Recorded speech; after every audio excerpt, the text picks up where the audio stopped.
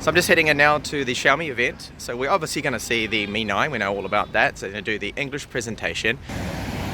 So everyone's lined up now, it's almost 9:30, ready to go in. Now Xiaomi did talk briefly on 5G, their plans, and they showed us the Mix 3 5G version.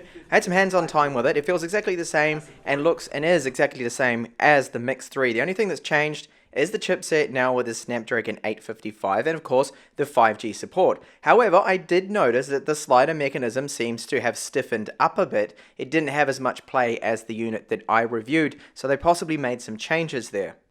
So moving on now to the Mi 9, I managed to fight it out with everyone else there to get some hands-on time with the phone. Now there's not a lot you can tell by just a quick 5 minutes with it, but I can tell you that the build is very good.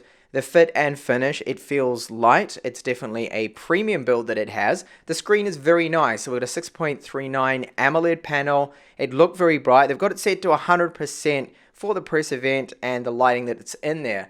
And also notice that when I tested out a model that has the full screen gestures enabled, I couldn't see and detect, as far as I could tell, any micro stutters that has been plaguing the likes of the Mix 3, the Mix 2S, and even the Redmi Note 7 that I tested out, but it seems to be a lot better there. It did seem quite quick and snappy, but again, you can't really tell too much with these quick hands on. And if you look also at the cameras on the rear, so this is new 48 megapixel sensor. They're not using the Samsung GM1. This is now the Sony. It's the IMX586. So it's not the one from the Redmi Note 7. This is a completely different sensor. First time that Xiaomi's using it. And of course, I need to take some photos, get them on my PC before I can judge the quality. We've got an ultra-wide, which is really good. I love having ultra-wide lenses, and great to see so many manufacturers now swapping over to this. And then a 2x one, which is 12 megapixels. That's the lens at the top there. The phone is running Android 9, of course, with MIUI 10, the latest build. This is a global version. Also had a brief hands-on with the Mi 9 SE. So this is a smaller version with a 5.97 AMOLED screen. And I must say, I think I actually like this one better because it felt a little bit better in hand. The fact that it's a little smaller, it's lighter. So it has a Snapdragon 712, which is really just a slightly faster Snapdragon 710. And it'll be interesting to see how it performs, but I believe it'll be good performance because this basically is like a 1080p display that it's driving here, so I don't see it being too much of an issue. Now the cameras on the rear of it, slightly different. It still retains the 48 megapixel Sony sensor, but now the ultra-wide is 13 megapixels, and then the telephoto lens is 8. The front-facing camera, that's 20 megapixels, so they've kept the important cameras to be the same as the Mi 9. And then when it comes to battery life, of course, it has to be smaller in a smaller phone.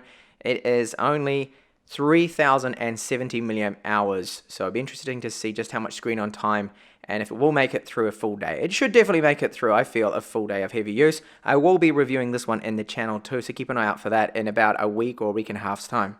So there we go, that is my coverage there. Not much, it's very hard to get actual hands-on with these phones because everyone's battling it out to try and get some time with it. And there were guys that were taking up to 15 minutes just hogging it.